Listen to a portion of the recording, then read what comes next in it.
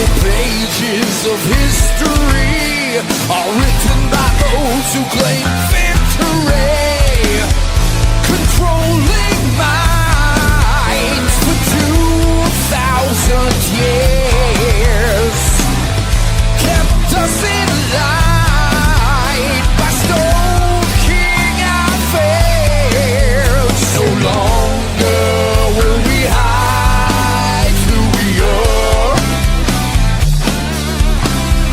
We're stronger together by far. We are witches, we shall rise from the earth into the skies. Unite. Hello, everyone. Hello, sis. How are you today? Oh, pretty good. Pretty good. It's been really nice out. So here in the Midwest, that's good.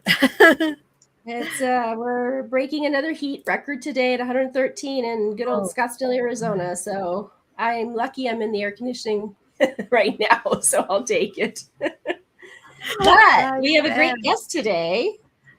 Today's guest is one of the most influential figures in modern paranormal investigation, a man whose work shaped the field long before most teams even existed. Dave Juliano is a veteran investigator and demonologist with over 40 years of experience handling extreme hauntings, demonic cases, and high-risk client situations. As an ordained member of the clergy, he also performs deliverances and exorcisms when they're truly needed. In 1994, Dave created the Shadowlands, the very first paranormal website on the internet, the interweb, introducing the world of Ghost Hunting 101, haunted locations, cryptids, UFOs, and countless unexplained mysteries.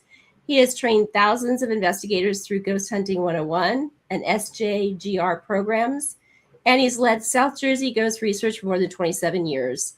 He also co-directs Sanctuary Paranormal. He is an author, a teacher, a pioneer whose work has shaped how investigators approach the paranormal today. Welcome, Dave. Thank you for being with us today. Well, thanks for having me. I'm listening to the bio and I'm like, who the hell is that? You know, I have some nightmares sometimes where we introduce a guest and the guest goes, "Who is that? I'm not that person." And I'd be like, "Oh my gosh." I have to say I've had that too. It's like, wait, oh no. So, Dave, you've been in the paranormal field for decades. What was the moment, the exact moment when you realized that this wasn't just an interest, but a calling? That's hard to say. I mean, it's going into the ghost hunting stuff, just the basic ghost hunting stuff. I was looking for answers for myself of what I experienced. So I really wasn't getting into it. It's more selfish reasons to get into it, trying to find answers. You know, and I think you have the big one, like what happens, after you die. So that's what drove me initially. And then once I started working, I guess, deeper and deeper, where we were graduating out of the historic locations and cemeteries, because back then that's all you had. Right. And started doing some private homes. I was, blessed enough to work with some people that instilled the real meaning of doing it when you're helping clients, that it's not for you, it's for them. Right. It's not about you getting the best EVP. It's not about you getting the best photo. It's about making sure that when you walk away, whatever they wanted out of your interaction, that's what you've given them. So whenever that happened, that's when I had the epiphany of like, oh, wow, this is like something I should be doing, and doing more of and taking it more seriously, and not just focusing on me, focusing on the other people, because I knew what it was like to live through that stuff. So I could kind of get on their level and say that when they would tell me something and say, You're going to think I'm crazy, or you're not going to believe this. I can say, you may be crazy, but then I am too.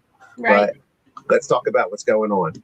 So, I mean, when you can relate to somebody on that level, they know that you've experienced stuff too, and that goes a long way. So, that's a dancing around way of answering it. There's no specific. For the demonologist stuff, I realized when all of a sudden I went from never ever wanting to do that kind of stuff to being in the middle of a deliverance, holding a lady down and holding a cross on her shoulder, and realized that what just happened. Wow. Why am I here? How did I get here? And it was like going from minor league, midget, baseball and then being like in the majors without realizing that you did any of that stuff. So it was that was a shocking revelation that I had. The calling had come in, and apparently I answered the phone. So it was like, Dave, are you there? I was told that you can't ignore it. The phone will just keep ringing and ringing and ringing. You can't mute it. So it's easier to give in. It's true. As a medium, I can totally attest to that. Very much so. Has there ever been a time or a moment that you like, is this work really for me?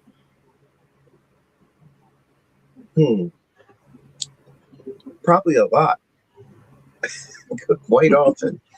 Anybody that does the demonology stuff, there's something I tell people, I guess tongue in cheek, there's something wrong with us. Because no one should want to willingly go into that. No one should want to willingly go in. That's where the bad thing is. Oh, well, let me take a look. Where is it? Up in your attic where there's no light, or down the basement? I mean, it's all places that your brain is screaming at you. What's wrong with you, you idiot? Get the hell out of there. Right. So, I guess it is a concept thing, really, honestly, because you have to reevaluate, like, what am I doing here? Because I think that's a healthy thing to do, because the people who ride in like they are the white knight on the white horse to save people, and they have all the answers. They're the ones that are the dangers out there.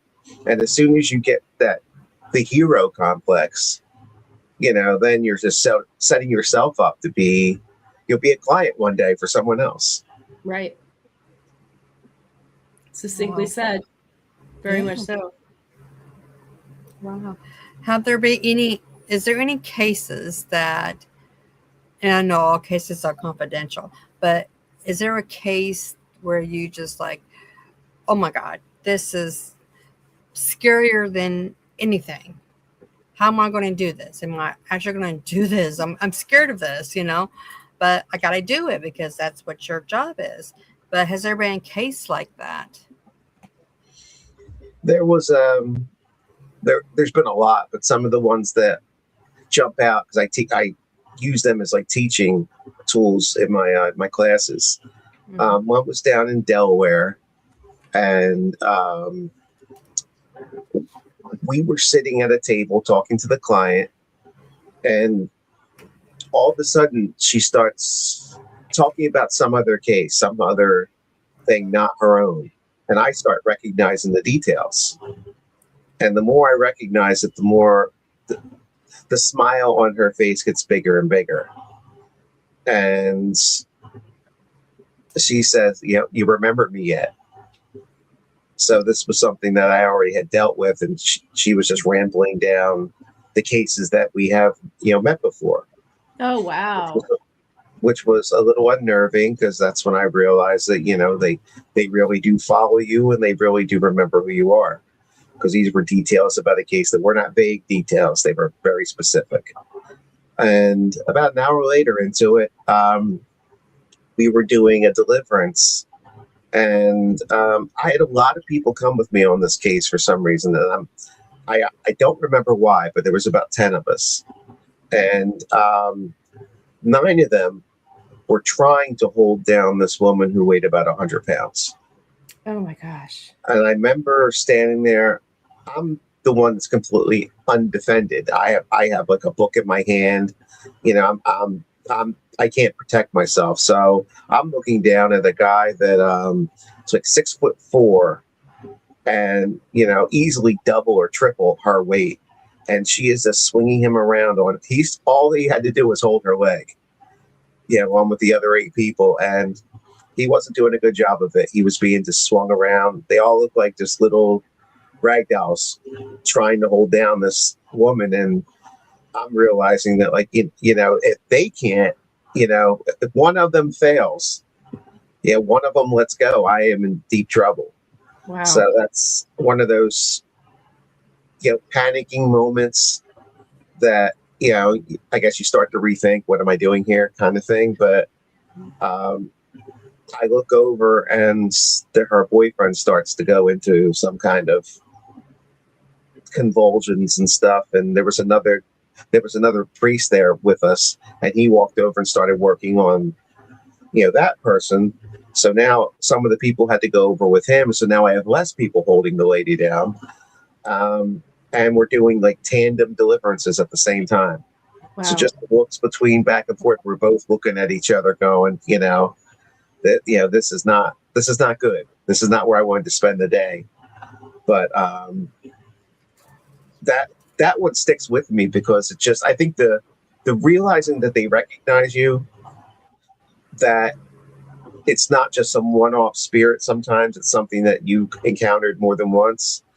And then to see, it's not often you see that physical strength. It's not. It's very rare. But when you see it like that, and it was like, it wasn't just, you know, she was getting, you know, she was going through a seizure or something, or whatever people want to say, and she was all, you know, amped up on drugs. No, that wasn't the case. And she had, you know, probably easily 1,000 pounds holding her down, you know, and it was like, it was nothing. It was nothing at all. And honestly, if she wanted to, I think the scariest part is realizing that if she wanted to, she could just toss all those people aside and just grab me. I think it was more of the anticipation of expecting that was the fear. And I guess they kind of know that.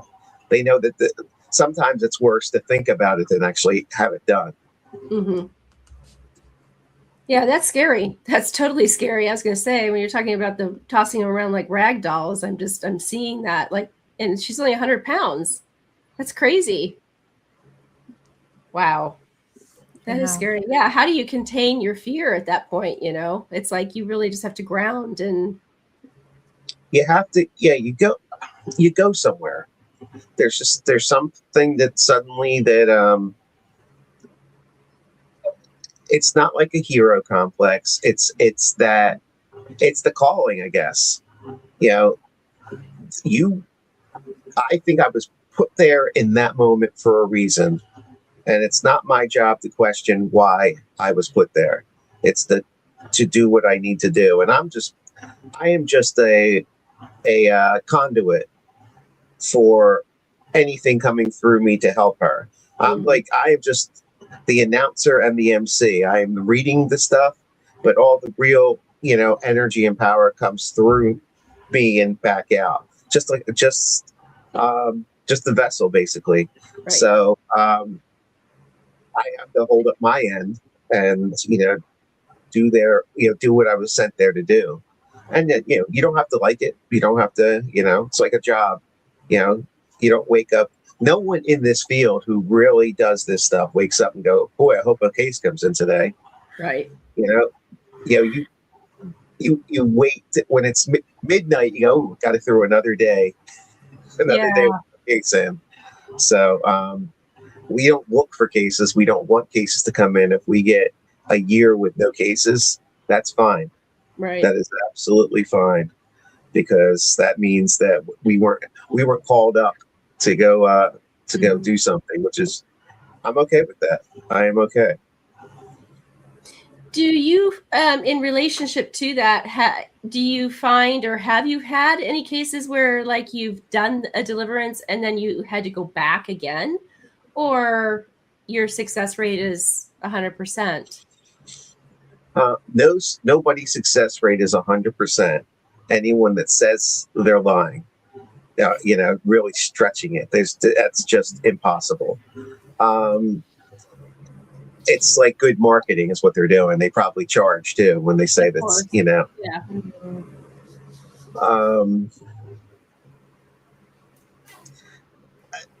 When you watch them on TV and in the movies, it gives that impression that it's like a one and done kind of thing. Right. And it's never one and done. It's a process. And you have to know that when I bring new people on the team and they're training and we're going over to a house, especially if it's their first time, I have to make sure they may get that moment where they realize, I'm getting the hell out of here kind of thing. I let them know it's like we're going over, say like at 3 p.m. I can't tell you when we're leaving. I can't tell you anything about, whether we're leaving today or tomorrow. We're there depending on what happens. Right. We can't just suddenly decide, we're going to come back later and just leave in the middle of it. Right. Once that process starts, you have to continue it. And, most of the time it's something that needs to, it's layers that you're peeling back. That makes sense.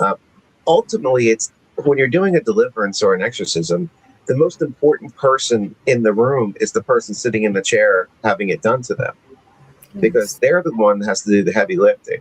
They have to be willing to push stuff out. They have to be willing to let go of anything they may have said or done, whether known or unknown, that may have caused this to come into their lives. And they have to mean that. Mm-hmm. So that's where people get stuck, because they'll let go of a lot of things, but maybe hold on to one, and that's still not good enough. It's still entrenched. Then you're still ultimately you're giving it permission to be there. So now you're doing some psychological work with the client, letting them know that we can stand here all day and do this.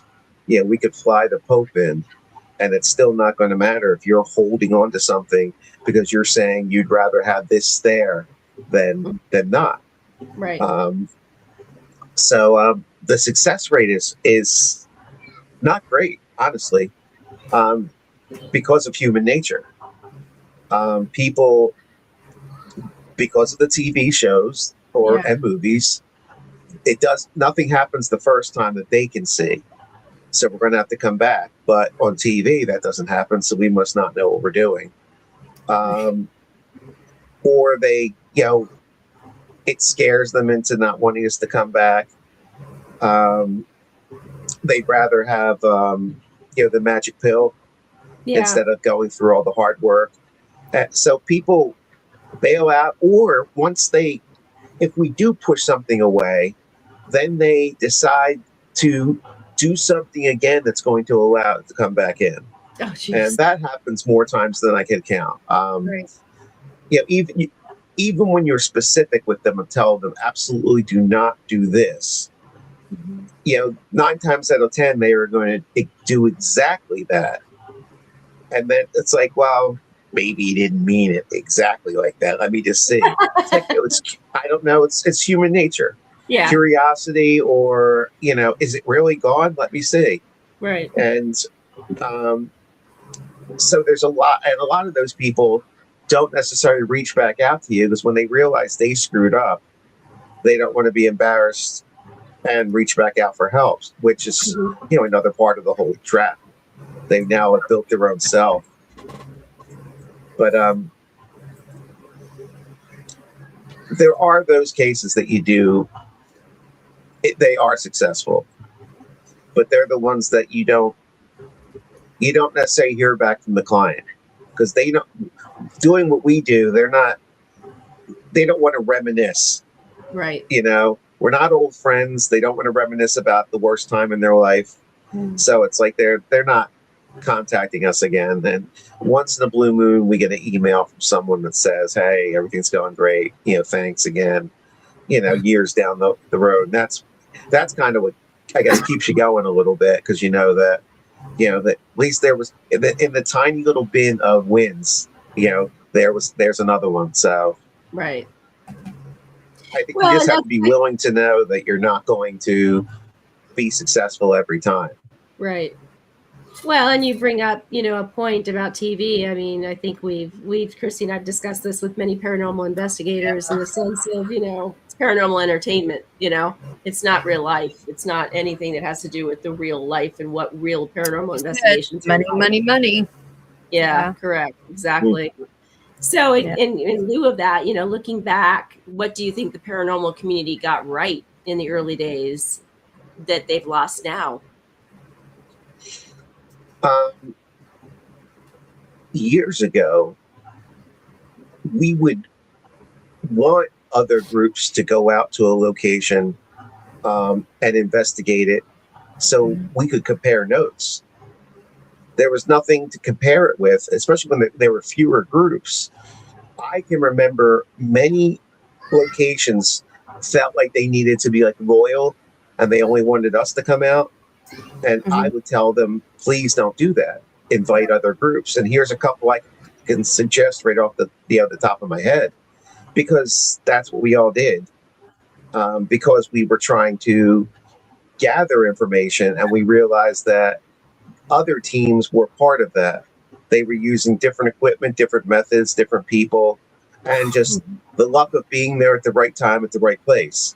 So when you had someone that was you didn't even know from another team get exactly what you got on in the same location, that validation is great, but that really makes you now, that's something you can write down as something that's happening there, because now two different people have gotten the same exact thing without knowing it.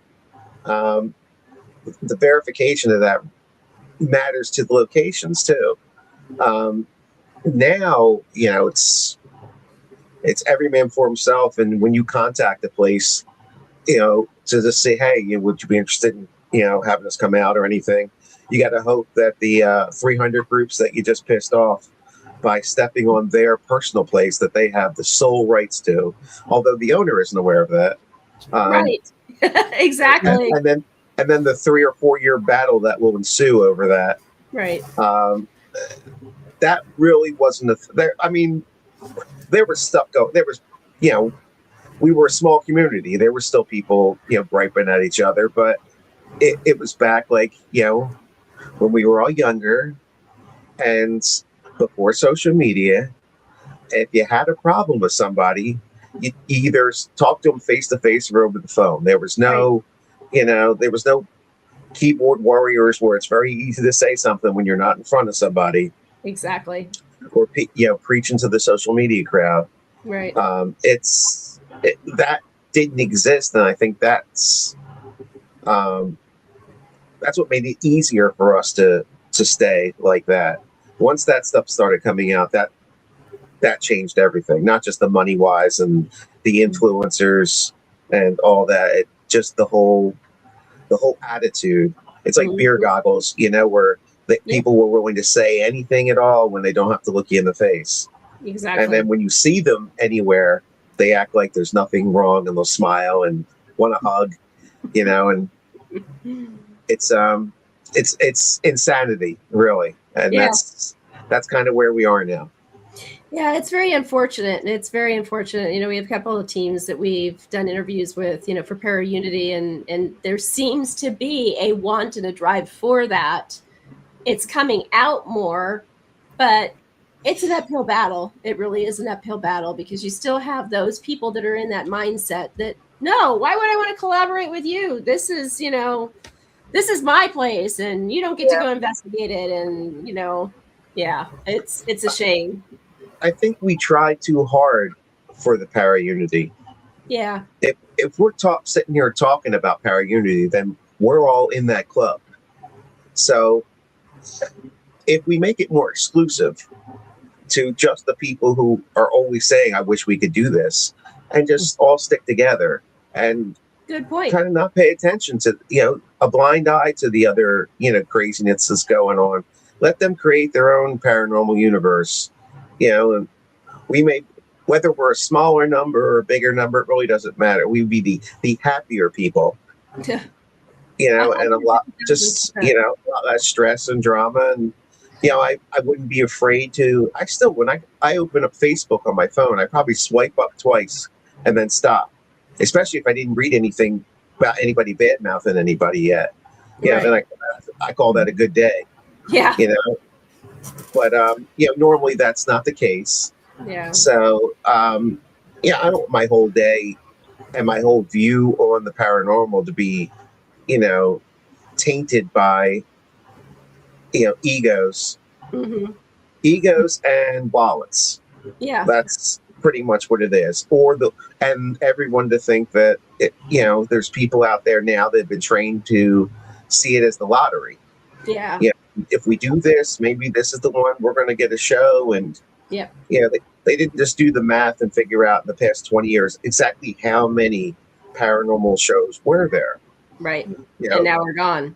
Yeah. And they're gone. Yeah. But overall, I mean, you're probably talking like 30, 40 in 20 years. Right. That's nothing, and most of them were like a one and done. I mean, I did too. I mean, I remember National Geographic, American Paranormal. The director was great. He thought it was a good idea that when we did Eastern State Penn, and we didn't get anything. We were there with like people, scientists, physicists, infrasound engineers, all different. The guys from FLIR brought all their stuff, and we didn't get anything. So he changed the whole thing to Ghosts Don't Exist. And he did the same thing with the UFO show and the Bigfoot show, which were the 3 pilots, and then was surprised when they didn't pick the show up. Oh, yeah. So, so I've been there with the one and done thing. But the ones that do stay, some of them started out with, I think, with the best intentions. Then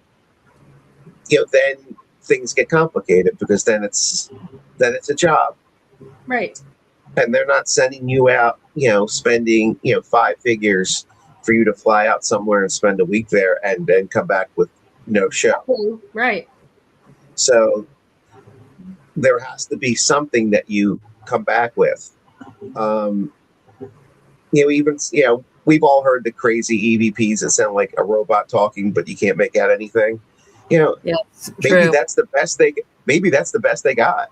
And you have the producers saying, "Look, I'm not really worried about your reputation is in the field.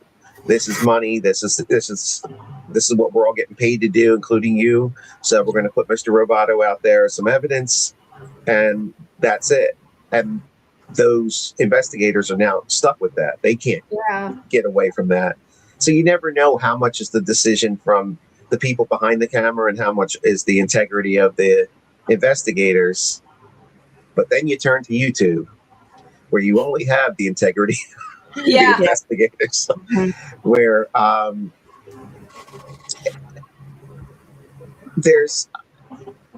seen things where it's like the gang from Scooby-Doo do better investigations. But when you look at the people who have liked or followed that one particular video, and it's in like the hundreds of thousands, I can't explain that. Yeah, you shake your head. Obviously, something that they're doing is entertaining, or people just like watching train wrecks. Right. But it doesn't seem that way when you look at the comments. People are just they really enjoy that, and that's okay. Right. But draw the line where it's a serious investigation, or if it's for entertainment only. This is right. If Exactly. you go run around a scary place and see how scared you can get, or I've been there. We were doing an investigation just for the hell of it at Pennhurst, and we all decided that we were going to turn our flashlights off and see how long we could stay in one of the dark hallways. Just no there's no value to that kind of investigation, but it was more of it was for our entertainment to say who was the first one that was going to say something or get up and walk out or run who's out. gonna run out? Yeah. Right. I mean, and that was, I probably would watch that, but knowing that that's for entertainment, it's not what a real investigation is. It needs to be a And- disclaimer, you know? I mean, because then you And get the residential cases. Like, you know, I'm a medium and I actually consult with 3 different teams, and locally one team here does residential investigations, and they think that it should be all like, you know, that show that we're kind of talking about. And it's like, no, that's not even remotely how it goes, you know? And that is an entertainment purpose show. This is real life, you know? Mm-hmm. That's the problem where people don't. If they've grown up and learned from watching, certain TV shows and YouTube channels, Right. Can you blame them for going out there and doing things, the wrong way? Or, I mean, there's no show or there's no YouTube channel that shows you how you should handle a client in a house. Right. How to deal with mental health issues, even just for a regular client, just the anxiety they have of inviting strangers coming to their house. They must really be concerned if they're allowing strangers to come in their house and sit in the dark and mess around with stuff that they have no idea what it is. I mean, they've crossed the line anxiety-wise. Right. And you don't learn that from watching YouTube or the TV shows. You learn that from being trained by people who are doing it. Right. There's no segue from one to the other.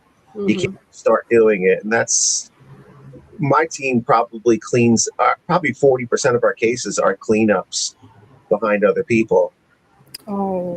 And when they're the bad cases, that makes it even worse, because now we have to undo the damage that the other team did, and then still try to win back the confidence from the client, and then try to figure out what was really wrong to begin with.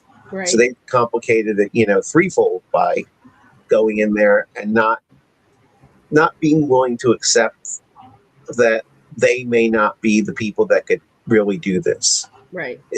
That it's not like it is on TV. It's just simply like that. That's not real life, and it's a lot more involved, because when you were going in, they are looking at us. The client looks at us as we're experts, even though there are no experts. But that's how they're going to view us. So if you have an exterminator come into your house because you have a problem in your basement, they go down your basement, and a second later they're running up the steps, running out the front door, and taking off. When's the next time you're going down your basement? Probably not for a long time. Right, exactly. So if you don't have that option to do that, you can't freak out, you can't run and scream and carry on and stuff. That is making it worse, not better. Right. The people don't want to know. We had a woman contact another team because they could get out there faster. So, and this was back in the day where everyone thought orbs was everything. That was the spirits floating all around. Mm-hmm. And she was really afraid that she had a ghost there. They came out immediately. 2 guys came out with their camcorder. They videotaped a bunch of orbs and then said, "No, you don't have one ghost. You have a whole bunch." Oh, no.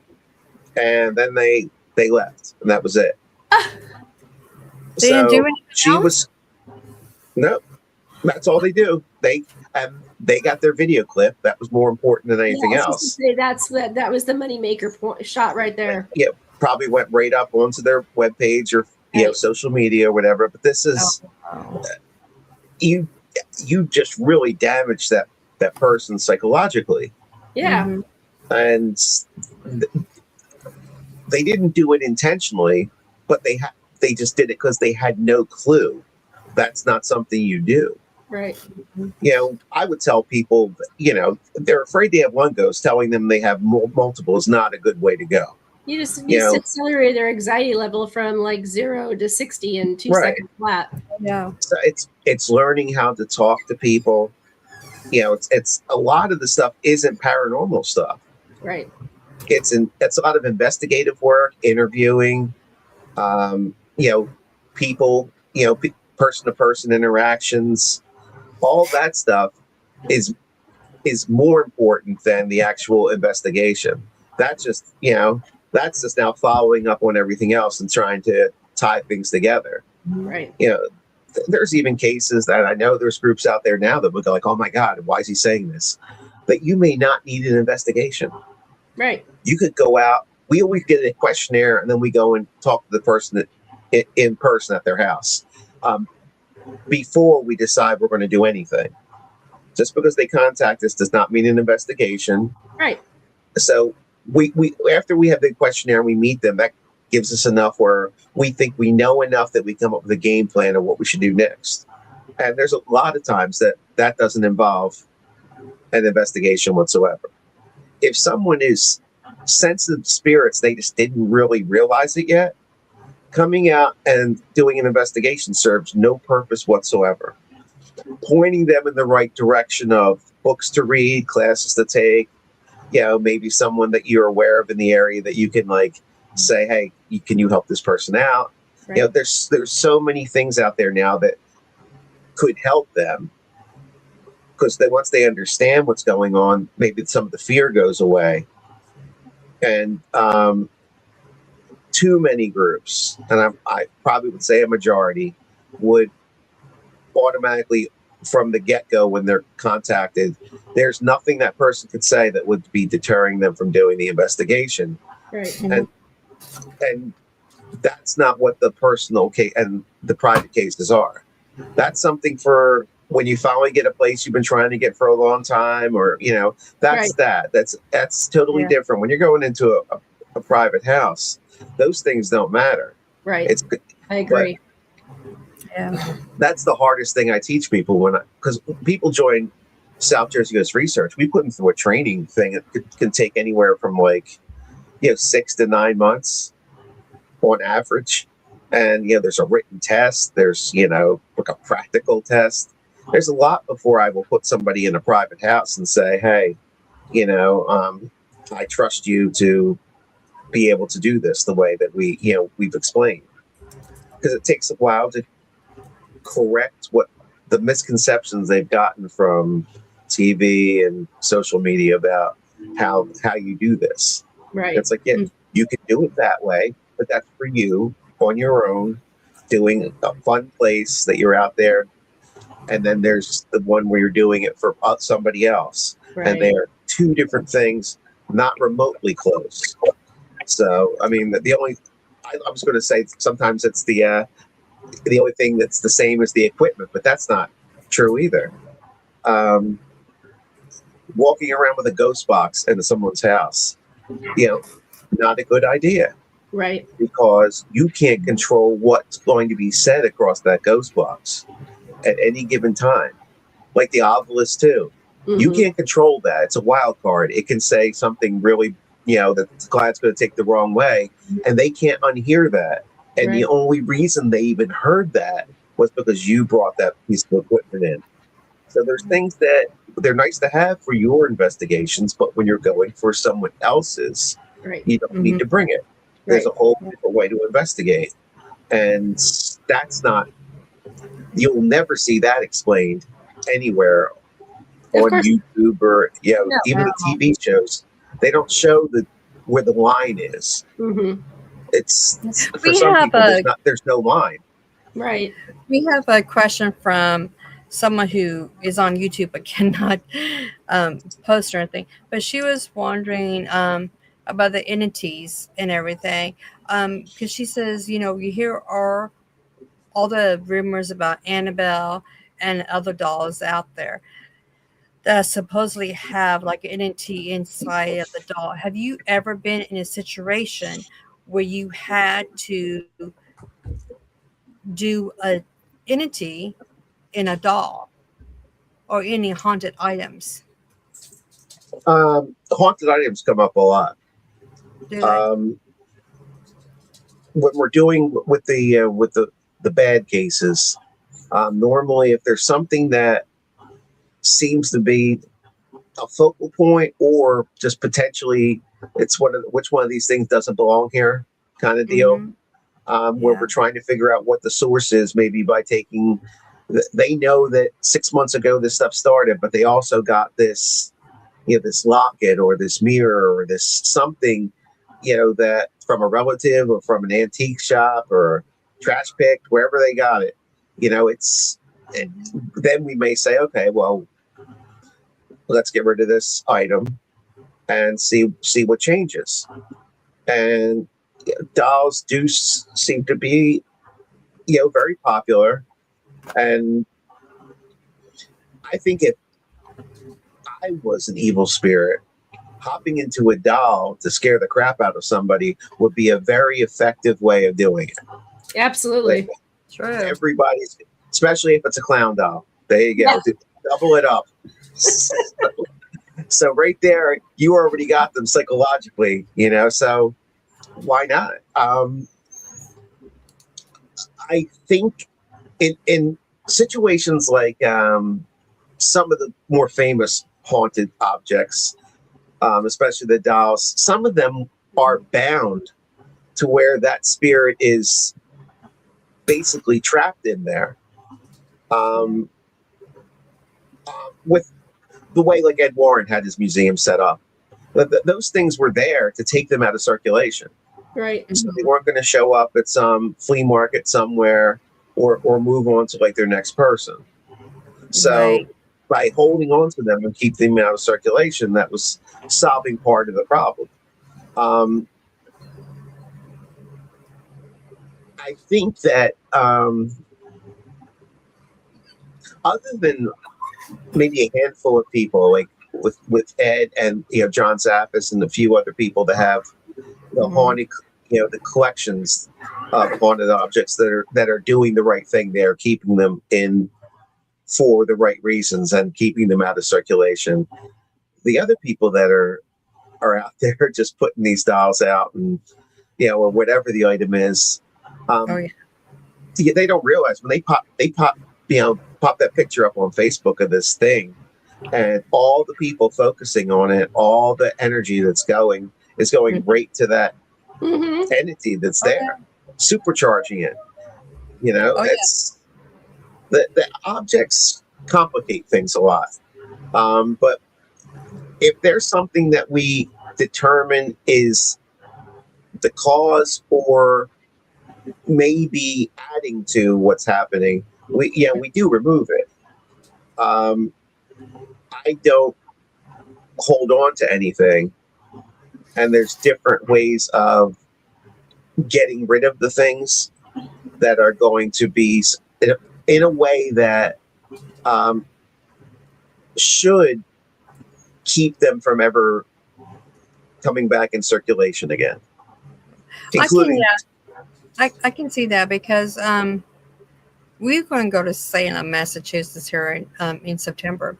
And I don't know if you heard or not, but the Warrens Museum, Matt and Elton's supposed to always moving Annabelle for a little bit and to Salem, Massachusetts for people to go in and see her and everything. And I know a lot of people has asked us, well, since you're going to be out there at the same time, open week, are you going to go see her? And of course, Sis and I is like, no, we're not. We're not going to give money or power to a doll that may not even be the true Annabelle, for one thing. It could be a replica.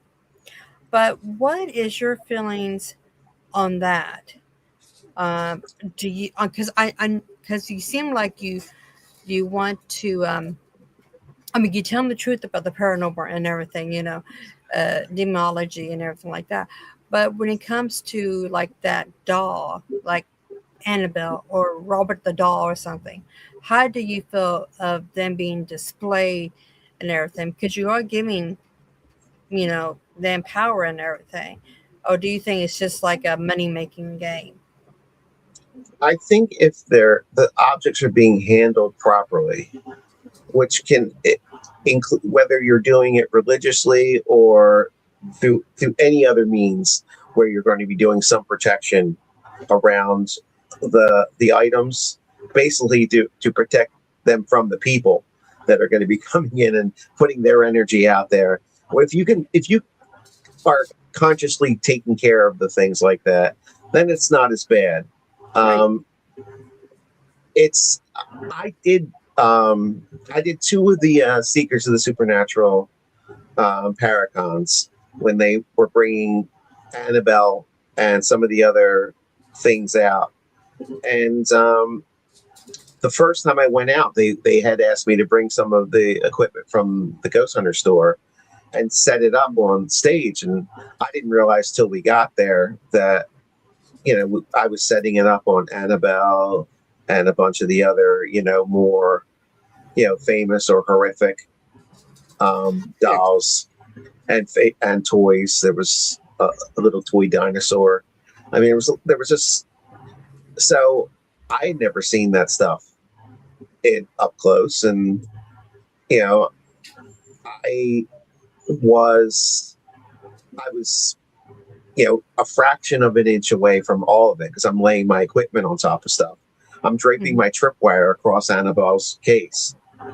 So I was very aware of what, my first question was, what are you doing to protect everybody? Right. Before we did that, I watched how they brought the item out. I watched, there was prayers involved. There was a lot of stuff that was done behind the scenes. And it was myself and Dan Rivera that were taking questions and answers when they brought people in. And one of the questions was, why are you bringing this out here? Isn't this dangerous? Or is it just, a publicity or money making thing?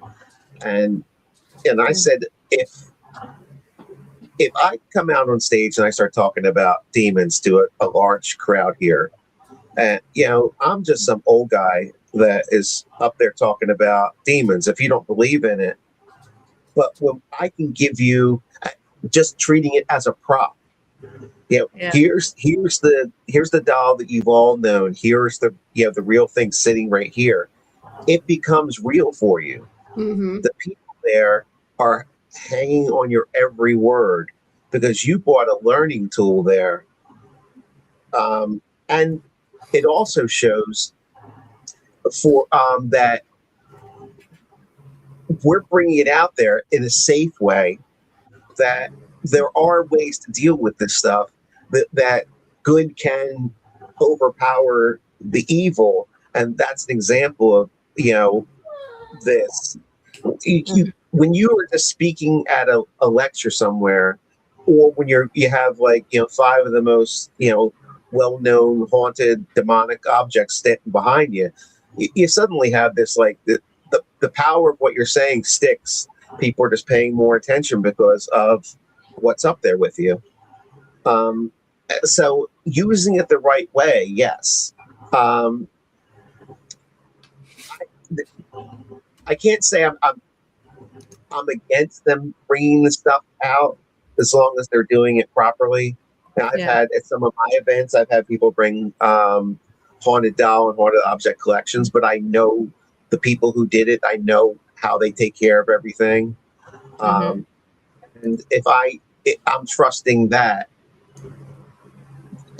that'll help everything. And we're not letting people touch the stuff or walk around with it, anything at all. We're being careful how it's shown. Even at my events, they're kind of moved through fairly quickly. That's a limited amount of people, limited amount of time. That's part of the thinking behind it. That you're not going to be exposed to anything. And honestly, if there's bad people out there or people that shouldn't be getting those objects, they're going to find them, or the objects are going to find them anyway. It's not at a paranormal expo. It's not at anything like that. It's somewhere where they least expect it, and because most of those objects, that's how they came into being anyway. They were something that was totally innocent that turned into something else because of an outside, source. My cousin finds haunted. He looks for haunted items in antique stores. He loves going to antique stores and finding them. But kind of piggyback on this one, because we know what the paranormal teams nowadays, what they have done wrong in the past. But for today, do you think any of the paranormal teams that's like on TV or that we know of, what are they doing that is right? That's I think, it's because all you think about is the negative stuff, right? right. Exactly. I was going to say that's a hard question. It's what I see a lot of, because since I sell the equipment, I delve into a lot of that. I like to see, and this could be even that's how I want to see some of the entertainment only kind of video, because I see someone that's doing that takes a piece of equipment or a grouping of equipment and uses it in such an unusual way that I've never seen before, that thinking outside the box, that now makes me go, oh my God, I never thought of using it that way. That's great. And having people then replicate that over and over. There's some cool things that we do now, like the Estes method. At some point, someone thought of blindfolding, headphones, the ghost box, and all that stuff. I mean, that wasn't something that, someone came up with that and started and realized, hey, this is working. Hey, why don't you guys try this? It was just a combination that maybe doesn't sound like a natural thing that you would do, but in the right combination, it works. I saw that tripwire. I don't know if you guys are familiar with that. It's like it's everywhere. I still see places that use it in ways I never thought. I saw on one. I don't know if it was one of Josh Gates's shows. I lost track of how many he has now. They were investigating a haunted windmill, and they actually took a bunch of tripwires and wrapped them around one of the fins on the windmill. To see if it would trigger, if it started moving, would it also trigger? I'm like, that's really, I would have never thought of that. I probably wouldn't have wanted to climb up the ladder and wrap it around, but that's a whole other, that's maybe me being lazy and not wanting to do that, but got to give them props for going out and trying something different. I've seen people build like spirals around themselves, or like a Christmas tree effect, and they sit underneath. It's a lot of stuff out there that is one of those things where you may never have come up with that, but you see it and you realize, like, it maybe even just for a specific place, that when we go back there, I got to do this. Right. So that's something that, because there's so many people doing it, you have a lot of people that are thinking out of the box unconventionally and trying things and experimenting. So that's nice to see, because it's such a large amount of people now. The chance of someone coming up with something, new, or even just things to add to a piece of equipment, the new features and stuff, that you have, thousands and thousands of people out there asking for this one feature. Hey, get the dead bell, right? Yeah. My Andy Guy. Yes. With there's so many versions of the dead bell now. The first one was the one we carry, the one from Ghost Stop, and now there's that's EMF. Now there's people that are making it with proximity sensors, a whole bunch of other things, and taking the one idea and then kind of running with it. Like, what else can we add? I don't like the EMF thing, but maybe I like this. Let's do a temperature sensor. There's so many different things you can take from that one idea and run with. And, that's the positive, I think, that really would jump out at me. It's not just because I sell the equipment, it's because, even when a new piece of equipment comes out, there's like the recommend, this is what you can use it for. And a year later, that list is like, 100 times longer. This is what you can use it for, because people use their imagination. Right. Well, I know that on your Facebook, I saw that you've been to Paracons. where you actually have some equipment out for, I guess you could say, show and tell in a way. So what is one of your favorite go-to equipment that you have to have it each time you do investigation? I've, you know, unfortunately, I have to have all the equipment because I sell it. So I have to, that's my excuse. I can tell my wife I didn't buy it. I have to have it because it's, I have to know how it works if I'm going to sell it. I wonder if that works for me. Honey, fair enough. Yeah, I know. So I literally have in the basement, I probably have Rubbermaids full of, days gone by equipment that I just don't use anymore. But I say over the past like 2 or 3 years, when I'm going out someplace where I'm going to go out and mingle or investigate or something, and I'm beyond the days of carrying the huge backpack or my equipment cases around. I want something I can grab real quick. I'm probably grabbing a camera and the tripwire. Every time. Like I don't think, I don't think I investigate anywhere without the tripwire. It's just, it was like a dream come true when they built it, because it's basically 10 or 12 of the identical EMF meters, all spaced out evenly. Right. And, for like doing that in the hallway or doing that on a staircase or wherever you put it, with regular EMF meters, none of us owned 10 of the same. And then you'd have to have the tripwire, they're all running off exactly the same batteries. Mm-hmm. If you have 10 different ones, they're running off individual batteries. So there's already, you've lost some of the continuity that you'd be looking for. So, I mean, it was something that was like, I guess, on a wish list that I didn't know was on a wish list till, they asked me about it. And I'm like, yeah, do that, make that. that's going to be a good one. Just me personally, I will use it everywhere because it gives you that ability to spread out. And I'm carrying one piece of equipment that is 10 pieces of equipment all put together. Right. And that the camera, I'm good. If I'm traveling light, that's what I would go with. Wow. Well, I noticed that, you also am an author or is an author. Some of your books are really interesting. The, Armor of God and just the trying to be here in the dark here, positive energy for haunted homes and research 101. Research 101 is something that I put on my Amazon list because it's like, oh wow, I've been investigating, but not like anybody, it's just like a hobby once in a while. But I would love to have that book and and read it, because that book is for people who are just starting out. And then with I guess you could backing up, with the positive energy for haunted homes, where you use the prayers and crystals and smudging and everything.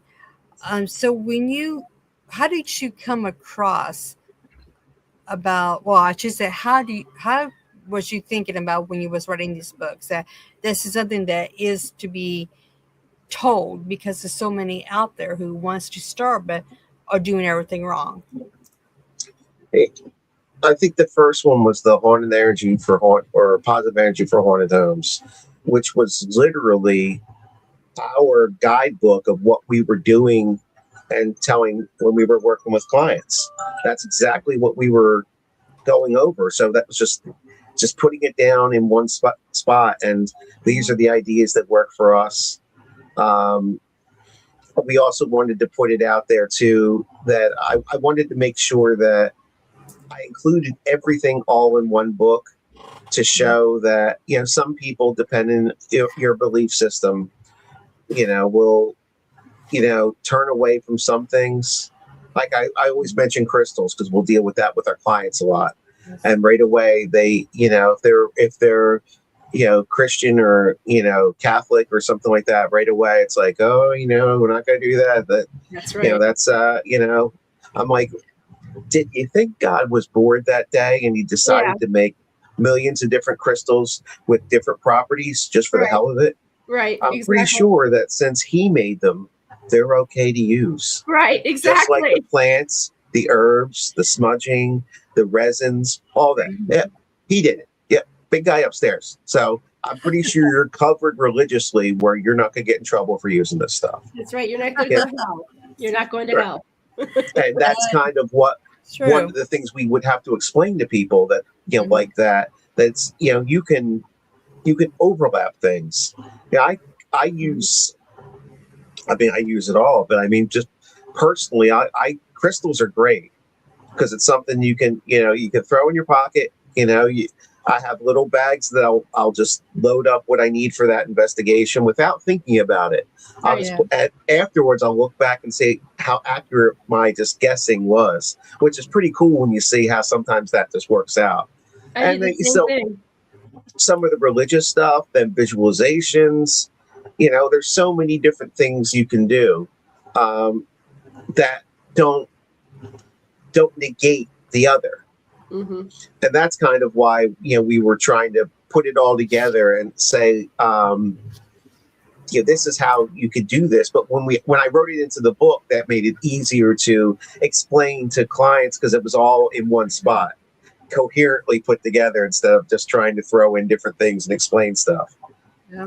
The Armor of God was literally my 3-ring binder that was falling apart. That when I would go, that I accumulated over years of all the different prayers and all the different things that I would use on cases. And then one day I realized that I should just type all this up and put it all in one file, and then realized if I put just some commentary in there and explained everything, there's a book, like 85% written already. So I that's where that came from. Was I still it saved me some space carrying stuff to investigations or events now, because I have just a smaller book with all the prayers that I usually use all in there, and I have my little tabs and pages folded down and everything. It looks like a train wreck, but it's used. I really do use it. Right. That's pretty cool. The Ghost Research 101 was based off of my Ghost Hunting 101 classes. I started teaching them years and years ago from back with the Shadowlands. And just in the way I was trained and the way I do things, that's how I teach. That doesn't mean that's all the only right way to do it. That's just my way works for me. I've been doing this a while. If you want to learn that way, here it is. And I kind of just run down the basics of how to use equipment, how to interview people, just enough that to get you started on the right path. Right. And that's the rest of it is I add things in there like about how to talk to the clients and all that stuff, just to get people hopefully pointed in the right direction, or at least thinking that this is important.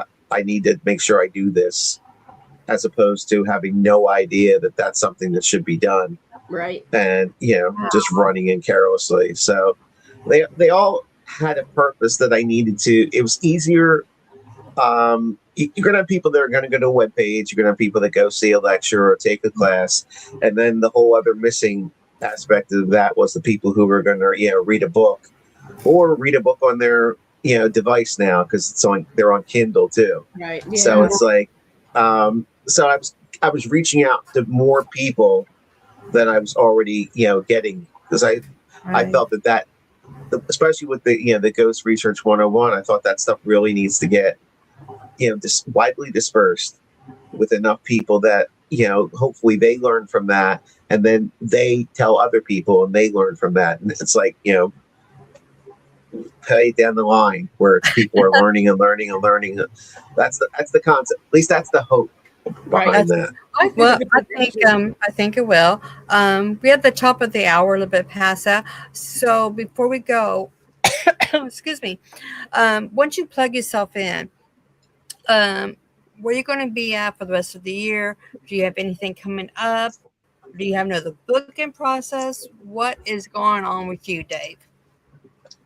So I am working on another book. It is due out in 2014.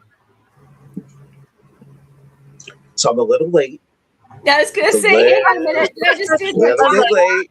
Yeah, Wait a minute. I had to This is actually. time warp. I had to take duct tape and like tape over on my banner where it said coming 2014. Had to like just tape that out so you couldn't see it anymore because I got tired of people pointing out you're a little late on that. But that's the next one. The more involved stuff after Armor of God. Shield of Faith is what the working title is, but it's going to be more in depth protections and things to like prep work too to do before. How to get everything in order. There's lots of stuff people need that they don't know how to obtain or what the process is. I kind of try to lay it out there for everyone to see. Where I'm going to be. See, I had to pull up my folder over here because I know I'll be angering people if I don't say anything. Okay. Let's see. What's this one? Underworld Culture Convention. It's going to be at Scranton. It's a weekend, so that one's always fun. I'm going to be speaking there. That all these are up on my website, by the way. I have an intro to demonology class that people have asked for me to do out in the Cleveland area. So I haven't done it that far west before. So I'm going to be doing that out there in November. Let's see, HoloCon, that's coming up. I'm going to get overloaded and forget them because there's so many. But anyone, Rock Island, Roadhouse, Esoteric, I'm going to be doing that remotely. The main paranormal convention. Yeah, I'm loaded up for stuff this year. And anything I didn't mention, they're all listed on my website.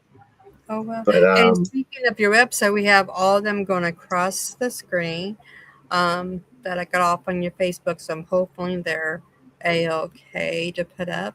Yeah, that's nice to see that because there's ones on there that, like the Shadowlands doesn't get enough recognition, honestly. We're trying to bring it back. It kind of went down, because me and Tina got sick, so we weren't able to maintain it like we did. So we're trying to get a team of volunteers to kind of modernize it and resurrect it and bring it back. Because I still hear from people that, this is how we got into it. It was all because I had a woman come up to me at an event saying she wrote her doctorate based off of stuff on the Shadowlands. Wow. I'm like, oh my God. Whoa. So you never know how you're going to impact people with like just something as simple as a website. So right. It's nice to know that had that kind of reach. Absolutely.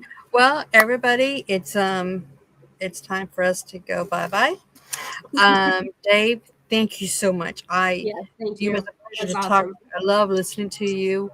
And congratulations on your new book. If you ever get it, I'm just kind of late on it. 12 years late. It's like fingers crossed. It's no matter how long it takes me, it's coming out. Fingers crossed. Jump over to all the links down below and say hi to Dave.